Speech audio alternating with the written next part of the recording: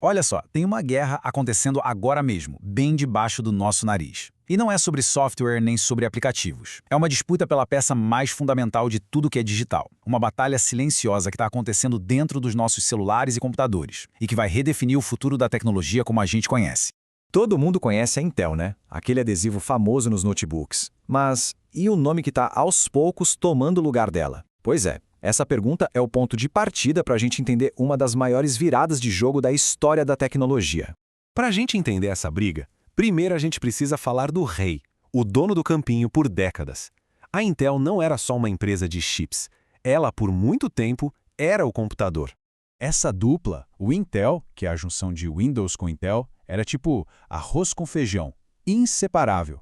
Se alguém ia comprar um PC, era praticamente uma certeza. O cérebro da máquina era um Intel. Eles criaram um ecossistema, um império, que parecia que nunca ia cair. E como eles ficaram tão poderosos? Bom, o segredo era a tal da integração vertical. Imagina que você tem uma padaria, mas você não só faz o pão. Você também planta o trigo, moe a farinha e constrói o forno. A Intel fazia exatamente isso. Ela desenhava o chip e ela mesma construía as fábricas para produzir esse chip. Isso deu um poder absurdo para eles, mas também deixou a empresa meio lenta, pesadona, e essa foi a brecha. E aí que entra o nosso outro lutador nessa história, a ARM. A filosofia dela era exatamente o oposto. Enquanto a Intel queria ser o cara mais forte da academia, sabe, levantar o máximo de peso possível, a ARM queria ser o maratonista, aquele que corre por horas sem cansar. O foco nunca foi força bruta, foi eficiência. E essa ascensão da ARM não foi da noite para o dia, não. Foi um trabalho de formiguinha, por décadas. Enquanto a Intel estava lá brilhando nos holofotes dos PCs, a ARM estava quietinha no canto dela, evoluindo, ficando mais forte. Aí, em 2011, veio a grande virada de chave, o suporte a 64 bits. Foi o momento em que ela mostrou que estava pronta para a briga de gente grande. Tá, mas qual a diferença na prática? Pensa assim, o chip da Intel, o CISC, é como um canivete suíço super complexo, com 1000 ferramentas. Ele até consegue fazer de tudo, mas para isso gasta uma energia absurda e esquenta pra caramba.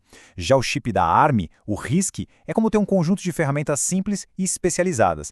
Cada uma faz uma coisinha muito bem feita, com o mínimo de esforço. É uma abordagem mais elegante.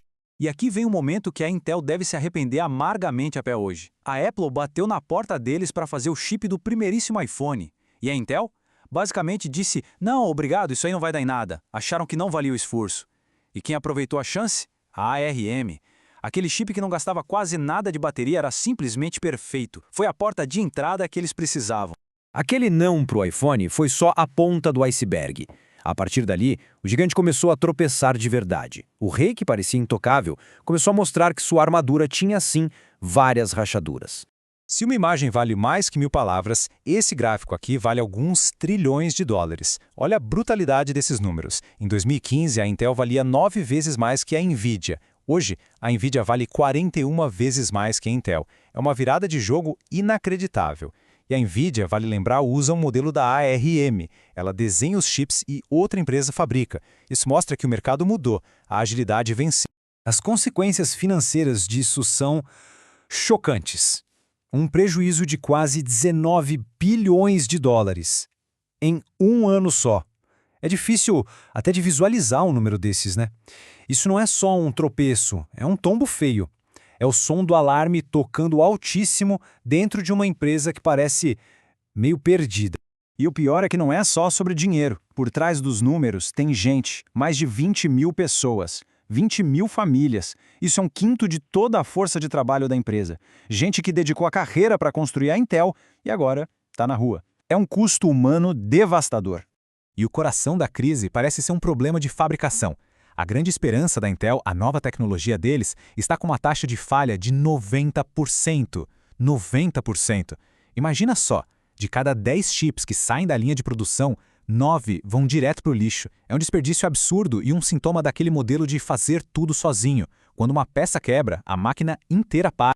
E talvez nada resuma melhor a situação do que essa frase do próprio CEO da Intel, falando sobre a competição em inteligência artificial. Já é tarde demais para nós. É quase uma bandeira branca, uma admissão pública de que o bonde passou e eles ficaram na estação. Com a Intel assim cambaleando, a batalha agora se move para o último território sagrado dela. A arquitetura ARM agora está invadindo a casa da Intel para a briga final, o PC com Windows. E os resultados desse confronto direto são impressionantes. Dá uma olhada nessa tabela. Em tarefas do dia a dia, a bateria dos notebooks com chip ARM dura 40-45% a mais. Na prática, isso significa sair de casa de manhã com um notebook e só se preocupar com o carregador de novo à noite. Muda completamente o jeito que a gente usa o aparelho. Mas a diferença mais absurda, de longe, é na hora de jogar. 80% a mais de bateria. O que antes dava para 1 ou 2 partidas rápidas, agora dá para uma tarde inteira de jogo. É uma revolução para quem gosta de jogar no notebook. E o ponto-chave não é só uma empresa contra a Intel, é todo mundo. A Apple já provou com os chips M que a ARM é potente. Agora a Microsoft está abraçando a ideia para o Windows. A Nvidia e a AMD, que eram grandes parceiras da Intel, estão pulando do barco e fazendo seus próprios chips ARM. É como se todos os antigos amigos e rivais tivessem se juntado do outro lado do campo. Então, o que tudo isso significa? Significa que a gente está vendo, ao vivo, o fim de um modelo que dominou a tecnologia por quase 50 anos. E, claro, o começo de uma nova era. E essa onda não vai parar nos nossos notebooks, não. O próximo campo de batalha é a nuvem. São os data centers que rodam a internet inteira. As previsões são de que já em 2026, metade de todos os processadores na nuvem vão rodar com arquitetura ARM. É uma mudança sísmica. No fim das contas, a gente volta para aquela diferença fundamental. De um lado, o jeito antigo da Intel, uma empresa só tentando fazer tudo, um gigante lento. Do outro, o jeito novo, o ecossistema da ARM, um time de especialistas. A Nvidia desenha, a TSMC fabrica, a Qualcomm adapta. É um modelo muito mais ágil, flexível e, pelo visto, muito mais competitivo. Mas calma, não é um caminho sem nenhum obstáculo. Tem um grande desafio pela frente, o software.